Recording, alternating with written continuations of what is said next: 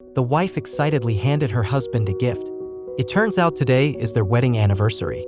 She couldn't wait for him to open the gift. It was a set of imitation designer suits. Although they couldn't afford the real ones, the fake ones still looked great on him. She then happily reached out her hand to ask for her gift, but what Kate didn't know was that the man in front of her was not her real husband, but someone who came from a parallel universe. In another world, they had parted ways shortly after their college graduation and never got married. This Jack in front of her had no idea about their wedding anniversary. But regardless, Jack decided to make it up to Kate. After discussing with their daughter, he ultimately decided to take Kate to an upscale restaurant in New York. It was a great idea, although Kate was worried about the cost, but she couldn't contain her excitement ultimately. Jack skillfully ordered several signature dishes as he used to frequent this restaurant when he was a millionaire in the other world. He also ordered an expensive bottle of wine, but Kate immediately stopped him and said $800 for a bottle is too expensive. Jack had to change it to 2 glasses of ordinary wine. Kate was very happy, but she still hadn't forgiven Jack. He stood up and invited Kate to dance. Kate felt embarrassed to dance in a restaurant without a dance floor, but Jack felt that as long as they enjoyed the present moment, it was enough. Their romantic behavior attracted envy from others. Kate kept making Jack try delicious food, but Jack just shared his feelings. Although he missed his previous life, he couldn't say anything bad about their current life. He was just confused. Kate said she felt the same way. If they hadn't gotten married, they would have been successful in their careers. But that kind of life would have required giving up the present happiness. Kate didn't want to sacrifice their present happiness for a life only filled with money. After a conversation, Kate forgave Jack completely.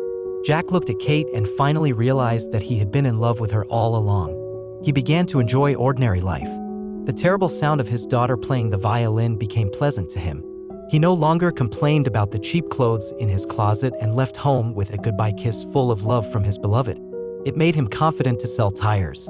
However, in the store, he discovered that the car of the financial company boss, whom he had previously worked for in the real world, had a flat tire. He seized the opportunity to get close to him and told him about the $120 billion merger and acquisition deal, which could be increased to $130 billion in his hands. Jack was indeed very professional and used his knowledge of finance to impress the boss. Before leaving, the boss gave him his business card and asked him to personally return the car. A few days later, Jack returned the car. It was an opportunity for him to return to the peak. In front of the boss, he showed great dominance. As long as he could enter the company, he was willing to start from the bottom. With his knowledge of the boss from another world, he successfully got this job. Jack took Kate to a luxury apartment in downtown New York City. It was a housing benefit provided by the company. When Jack explained the situation, Kate was not as happy as he imagined. She blamed him for not consulting her and wanting the family to leave their cozy home. They had left the city in the first place for their children. Jack suggested that they didn't have to live there and he could commute by car. But it was the same for Kate. The 3-hour round trip would leave him with no time to spend with the family. Jack didn't understand why she didn't want a life that everyone envies, but Kate told him that their current life is already enviable to many people. Yes, they were already admired and the pursuit of admiration has no end. Back at home, Jack accidentally found a notebook with a ticket inside.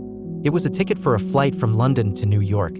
It turned out that in this world, he did go to London for further study, but flew back the next day. Kate came over and told Jack that his return that day was a great surprise for her. It was the best gift of her life. She seriously considered Jack's decision. Kate didn't want to leave because her life's plan was here. But if Jack wanted to live in New York, she was willing to move with him because what was important was that she loved him, not where they lived. Jack finally understood that what mattered was not how many people envied them, but being together as a family.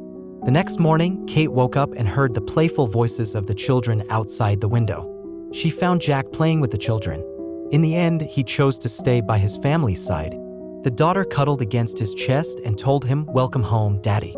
I knew you would come back." That day, Jack was in the garage, preparing to shovel snow when he heard a bicycle bell behind him. He turned around and saw his daughter, thankfully. But Jack had a bad feeling. He went to the grocery store and complained that a bag of snow-melting salt for $4.99 was too expensive, but when he checked out, he saw cash. Jack was afraid he would be sent back to his original world by Cash. But Cash told him that this experience was always temporary. Jack returned home and went to the baby's crib, touching his little son's face with love. Then he went to his daughter's bedside and kissed his cute daughter. Kate was still waiting for him. Jack sat on the bed and pleaded desperately for her not to forget him and the current moment. Kate felt concerned but promised him. Jack took the dog for a walk for the last time. Outside, it was snowing again, just like that Christmas night. Jack knew what was going to happen. He went back to the bedroom and sat on a chair beside the bed, watching Kate. He didn't want to leave this world. He tried to keep his eyes open, refusing to close them, but he couldn't resist the drowsiness that overwhelmed him. Jack fell asleep.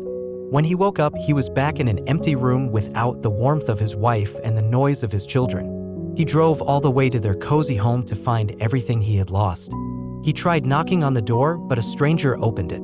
Kate, who he had mentioned, didn't live there.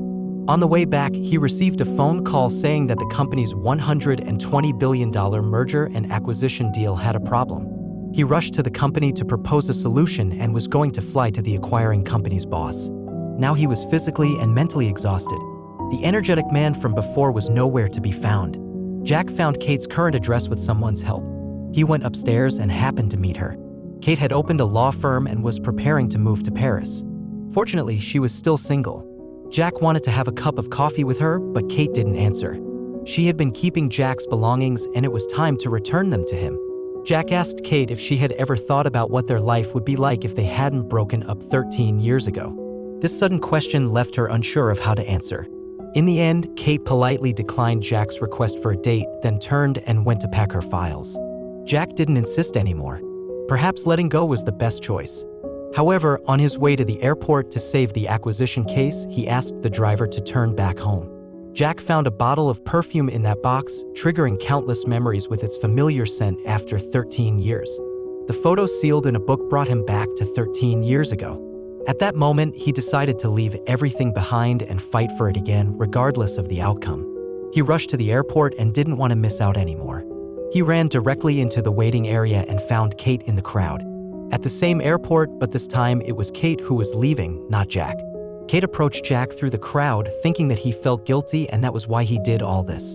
However, the low point had already passed. She believed that they should both start afresh. Jack didn't know what to say and could only let her go back to the check-in queue. Watching his beloved leave, Jack felt discouraged. Was this the end of everything? Jack shouted loudly that if they hadn't broken up 13 years ago, they would now be living in the suburbs with a cozy house, a daughter who worked hard on violin, and a newborn son who had her eyes. Kate didn't know if those unrealistic stories in Jack's mouth reminded her of the details of 13 years ago. Or maybe those absurd stories were what she had always wanted. She remained single till now, perhaps because she still couldn't let go of this relationship. After 13 years, they started dating again, recounting the missed moments in their lives. There is no substitute for the original movie. A good film is worth watching it yourself. But you don't know where you can watch these movies? Use Superbox. With Superbox, you can access all live TV channels in 4K quality. It also provides access to over 13,000 movies and series, and updates with the newest content very often. The total cost for one of these is 2 months of your cable bill. Then you never have to pay fees or bills ever again. Click the link in my bio and use my code to get it at a better price.